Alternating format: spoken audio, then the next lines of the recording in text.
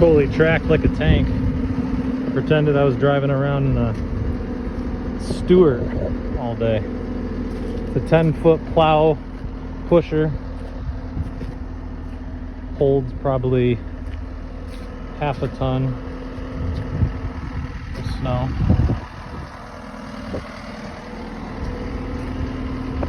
It's pretty big.